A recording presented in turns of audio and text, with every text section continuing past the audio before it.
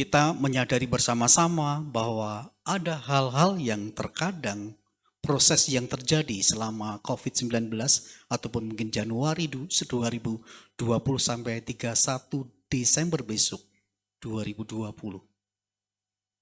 sangat berat.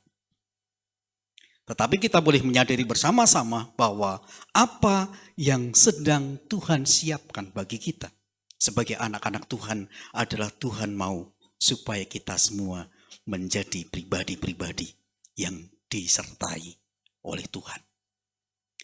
Saudara sekalian, memang kalau kita bertanya di dalam hati kita atau bertanya secara pribadi, apakah kita adalah seorang yang disertai oleh Tuhan? Kalau saya bertanya kepada saudara, apakah saudara adalah orang-orang yang disertai oleh Tuhan? Saya yakin saudara akan mengatakan, ya, saya disertai oleh Tuhan dengan berbagai-bagai pengalaman-pengalaman yang hebat, yang ajaib, yang luar biasa, yang Tuhan nyatakan bagi kita bersama-sama, pengalaman-pengalaman yang berbeda-beda, di mana Tuhan menyertai di dalam setiap langkah kehidupan kita, bagaimana Tuhan memberikan penyertaannya bagi kita, di tengah-tengah proses-proses yang mungkin amat sangat berat yang harus kita lewati di 2020 ini. Saudara sekalian, mungkin hal yang sama yang terjadi, yang ada di dalam kehidupan Elisabet, yang ada di dalam kehidupan Zakaria, merasakan betapa besarnya kesukaran yang dihadapi pada waktu itu ketika keluarga ini dikategorikan sebagai keluarga yang seolah-olah dikutuk oleh Tuhan, yang seolah-olah keluarga ini adalah keluarga yang terkena aib karena tidak memiliki keturunan. Kita bisa membayangkan, kemarin saya menyampaikan bahwa pengalaman Maria dan pengalaman Elisabet begitu berbeda. Elisabet sebagai keluarga yang terkena aib, yang sudah nyaman dalam zona nyamannya dengan orang-orang yang terkena aib, yang tidak punya keturunan pada waktu itu. Tetapi Maria yang masih muda juga memiliki kesukaran yang sama.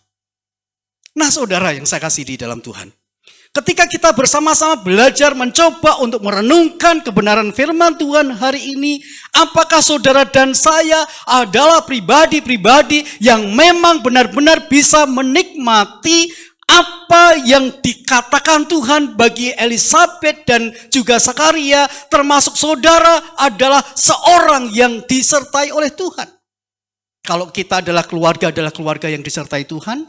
Kalau kita adalah pribadi-pribadi yang disertai oleh Tuhan. Kalau saudara adalah bagian dalam SPBF, adalah apakah SPBF ini disertai oleh Tuhan?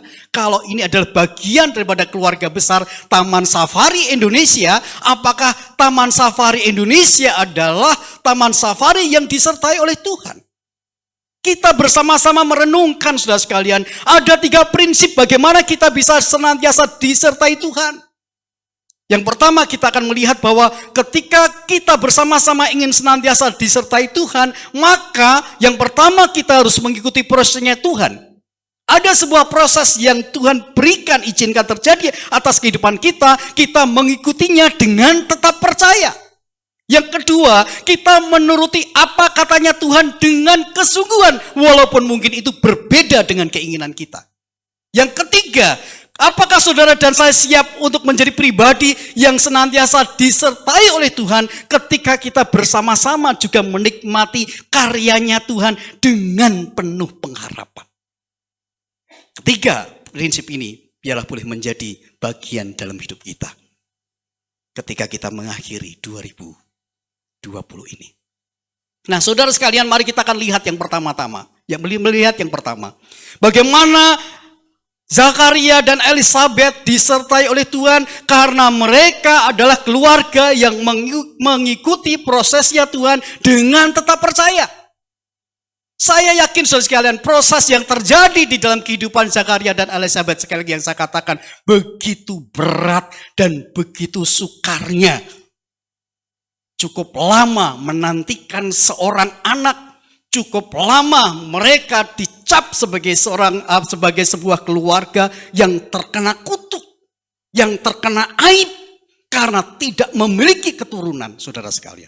Kita bisa membayangkan, saudara sekalian, ketika kita hidup pada masa itu, apa yang terjadi di dalam kehidupan kita.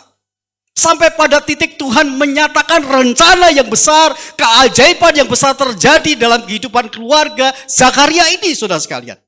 Kita patut merenungkan bersama-sama bahwa sesungguhnya inilah yang harus kita kerjakan, inilah yang harus kita lakukan dan kita tangkap misinya Tuhan dalam kehidupan kita ketika kita bersama-sama ingin memiliki penyertaan Tuhan dalam kehidupan kita di tengah-tengah proses-proses yang berat, di tengah ujian-ujian, tantangan-tantangan yang sangat sulit yang ada di dunia ini, COVID-19 yang berdampak kepada kehidupan kita pribadi, bahkan iman Kristiani tentunya melahirkan sesuatu yang berdampak dalam hidup kita. Taman Safari dari bulan Maret sampai dengan sekarang mungkin masih menghadapi dampak daripada COVID-19. Masih belum semuanya dipanggil, betul ya Pak ya? Masih belum semuanya dipanggil untuk bekerja. Kita menyaksikan, kita melihat orang-orang yang percaya, yang di PHK dan sebagainya, masih ada banyak, saudara sekalian. Kita melihat bagaimana dapur kita sudah pada waktu itu sudah ngebul begitu berasap ya. Berasap begitu sangat sampai pada titik tanggal 31 masih ada sisanya, tapi sekarang mungkin pada tanggal 14 sudah selesai berpuasa. Tetapi kita bisa menyaksikan proses Tuhan itu akan terus terjadi, saudara sekalian, di dalam kehidupan kita. Proses Tuhan juga ini terjadi di dalam kehidupan Zakaria dan Elisabet. Bukan hanya sekedar ketika dia masih di dalam dikategorikan sebagai keluarga yang terkena aib. Tetapi ketika mereka merasakan betapa dahsyatnya perbuatan ajaib Tuhan. Sehingga Elisabet hamil, masih ada dalam sebuah proses sampai pada titik penantian Zakaria dan Elisabet, di mana Yohanes Pembaptis dilahirkan. Merasakan sukacita yang besar. Kenapa hal ini terjadi? Karena keluarga ini adalah keluarga yang mengikuti prosesnya Tuhan dengan tetap percaya. Walaupun kita sadar, kita tahu di saat proses yang terjadi ada banyak keraguan-raguan dalam kehidupan dalam pribadi Zakaria dan Elisabet. Mana mungkin saya sudah tua, saya sudah menopause gitu ya. Tidak mungkin saya bisa dapat anak. Nah saudara sekalian, mana mungkin ketika saya tetap duduk manis berdoa bersama-sama dengan orang-orang seiman, ada keajaiban Tuhan, mungkin kita merasa bimbang dan kita merasa ragu ketika menghadapi beban-beban berat yang terjadi dalam kehidupan kita. Ketika kita menyaksikan, melihat keluarga kita kelaparan, mereka kesedihan, mereka tidak ada tawa, tidak ada canda karena berbagai tekanan-tekanan yang terjadi. Tetapi saudara sekalian, apa yang dialami oleh Zakaria dan Elisabet ini juga bisa kita alami bersama-sama sebagai pribadi-pribadi yang senantiasa disertai oleh Tuhan kita Yesus Kristus karena kita senantiasa mengikuti prosesnya Tuhan. Apakah kita yakin dengan proses yang terjadi? Tuhan berkarya dalam hidup kita. Itulah sebabnya di dalam ayat 57 dan 58 dikatakan, genaplah bulannya bagi Elisabet untuk bersalin. Lalu dikatakan Tuhan telah menunjukkan rahmatnya yang begitu besar. Bersukacitalah mereka bersama-sama dengan dia. Sesuatu yang hebat terjadi ketika kita mengikuti prosesnya Tuhan. Ada sukacita pada akhirnya. Seperti pelangi sehabis hujan dan seterusnya ya.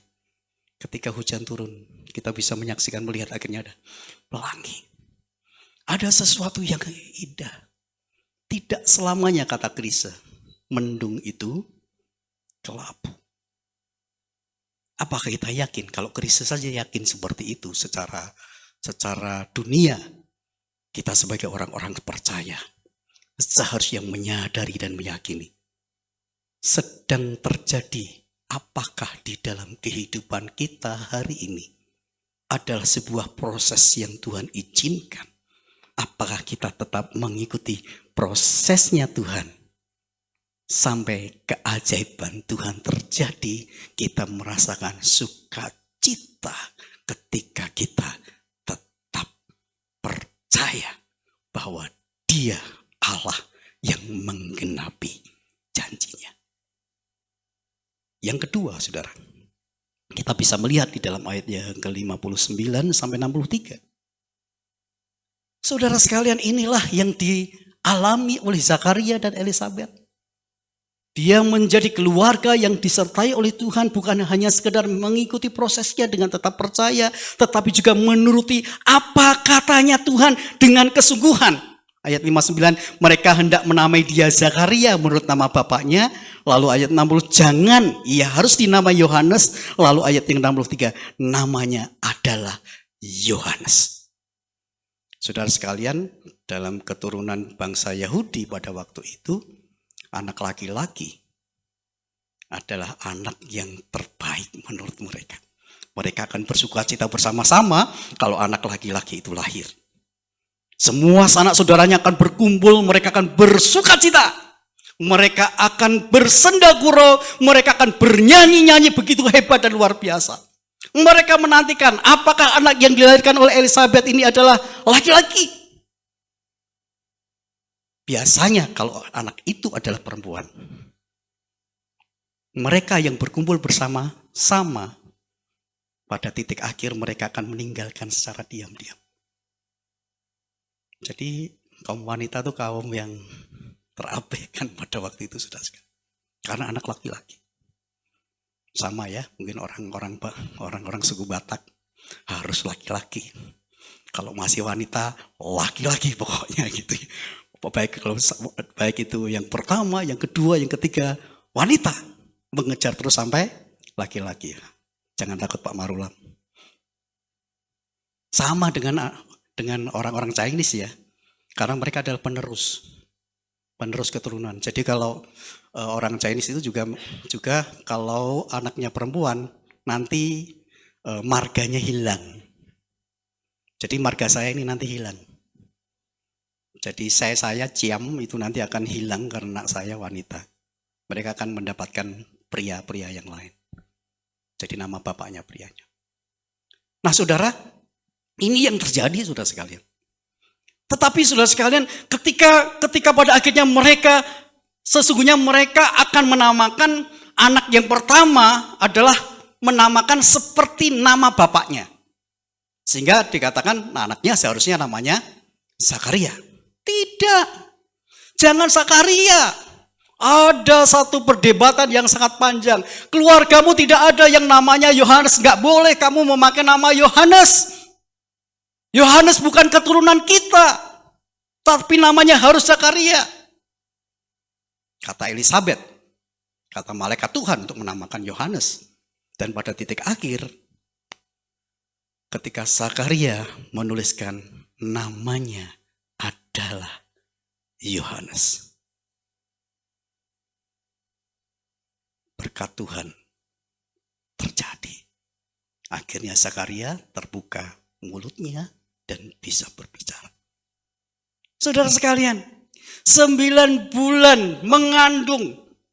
Bukan hanya mengikuti prosesnya Tuhan, tetapi apa katanya Tuhan sampai pada titik akhir, kamu harus menamai Yohanes. Adalah bagian yang sangat sulit karena tidak sesuai dengan budaya Yahudi pada waktu itu. Dia harus melanggar peraturan adat istiadat Yahudi. Oleh karena dia ingin menyatakan kebenaran ilahi di mana namanya bukan Zakaria tetapi namanya Yohanes. Dia harus menerjang tembok tradisi. Dia harus menerjang kesukuan yang ada, saudara sekalian. Sulit. Harus keluar dari zona adat pada waktu itu. Tetapi hari ini Tuhan mengatakan kepada kita bersama-sama, ketika kita menjadi pribadi-pribadi yang sungguh-sungguh rindu disertai oleh Tuhan, maka seharusnya apa yang dikatakan oleh Tuhan itu adalah apa yang harus kita kerjakan dan harus kita lakukan. Walaupun mungkin itu sulit bagi kita di tengah-tengah adat istiadat yang ada pada masa sekarang ini. Kesukuan yang begitu hebat dan luar biasa. Tetapi firman Tuhan harus tetap dilaksanakan dan harus tetap dijalankan. Walaupun mungkin itu sulit. Beranikah kita menerobos tembok-tembok pemisah yang begitu besar dan berat dalam kehidupan dunia pada masa kini? Kita menyaksikan, kita melihat, sekarang ada banyak LGBT dan sebagainya terjadi. Pria menikah dengan pria, wanita menikah dengan wanita. Bahkan ada seorang yang menyatakan bahwa saya menikah dengan dirinya sendiri, supaya dikatakan sebagai seorang yang menikah karena takut malu, tidak punya pasangan hidup dan sebagainya. Terjadi pada masa kini. Tetapi hari ini Tuhan mau mengatakan kepada kita, firman Tuhan adalah ya dan amin, dan itulah yang harus kita lakukan. Kalau Tuhan berkata tidak, didasarkan kepada firman Tuhan, kita harus mengatakan tidak. Kalau Tuhan mengatakan ya dan kita harus lakukan, firman Tuhan berkata kita harus melakukan, walaupun kita harus menerobos tembok-tembok etika moral yang tidak baik yang ada di dunia ini. Tinggalkan sesuatu yang tidak baik di 2020 ini. Lanjutkan dengan apa yang dikatakan Tuhan. Dengan kesungguhan hati kita untuk kita kerjakan dan kita lakukan. Maka Tuhan tidak akan pernah tinggal diam untuk menyertai hidup saudara. Yang ketiga, saudara. Kita akan lihat bersama-sama yang ketiga adalah menikmati karya Tuhan dengan penuh pengharapan. Di dalam ayat 64-66. Dan seketika itu juga terbukalah mulutnya dan terlepaslah lidahnya. Lalu ia berkata-kata dan memuji Allah. Kemudian mereka semua menjadi buah tutur di seluruh pegunungan Yudea. Bahkan ada sebuah pengharapan menjadi apakah anak ini nanti, sebab tangan Tuhan menyertai dia. Saudara sekalian, pengharapan yang penuh dengan kekuatan janji daripada Allah yang digenapi di dalam keluarga Zakaria dan Elisabet menjadi bagian yang juga bisa kita nikmati bersama-sama ketika kita berpengharapan kepada Tuhan dengan kekuatan di mana kita hanya berserah kepada Dia. Cukup lama waktunya Zakaria dan Elisabet. Selama 9 bulan cukup lama bagi Zakaria. Tidak bisa berkata-kata dan mungkin juga tuli tidak mendengar. Kita bisa membayangkan kalau orang biasa berbicara kemudian ditutup mulutnya dan tidak berbicara 1 hari saja. Mungkin teman-teman yang cerewet ya, yang suka ngomong-ngomong, coba berhenti aja berbicara. Mungkin akan sulit. Tetapi ini 9 bulan, maaf. Saya mengilustrasikan pendeta Karel Saragi. Dengan stroke yang ada dialami, terhambat untuk pembicaraan. Saya yakin pendeta Karel rindu untuk berkhotbah. Karena dia seorang pengkhotbah yang hebat. Dia seorang penulis yang hebat. Tetapi pasti di dalam hatinya ada kerinduan yang sangat dalam. Pasti Zakaria hal yang sama, saudara sekalian. Selama 9 bulan dia tidak bisa berkata, mengatakan apapun. Kebisuan tertutup mulutnya. Tetapi selama 9 bulan dia menantikan dengan sabar. Sebuah pengharapan yang besar akan terjadi.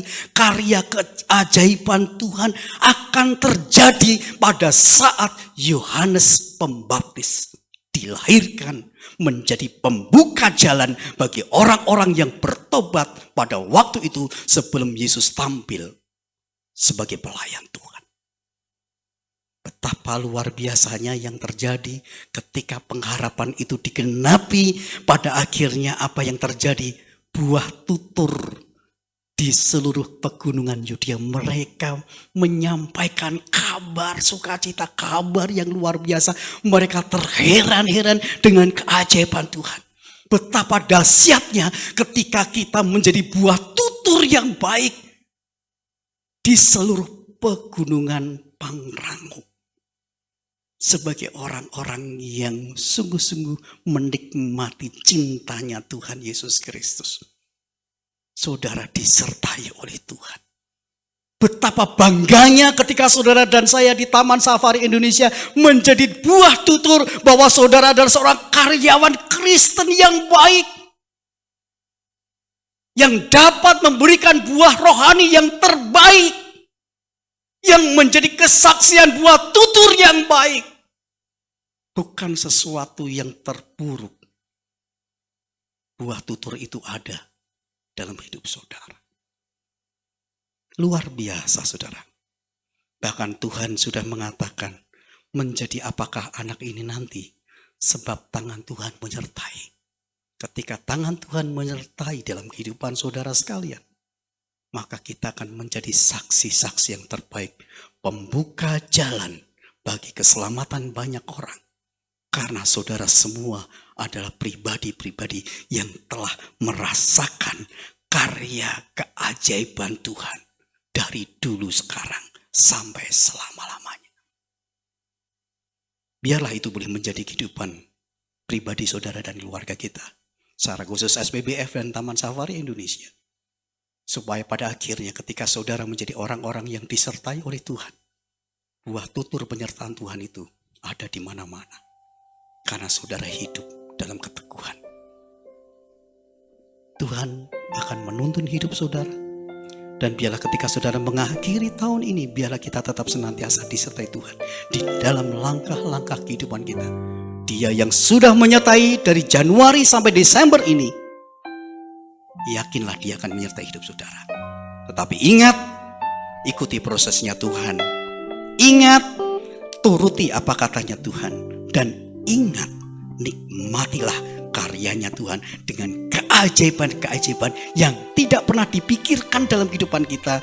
Dengan penuh pengharapan dia akan melakukan untuk kita. Kita akan berdiri bersama-sama.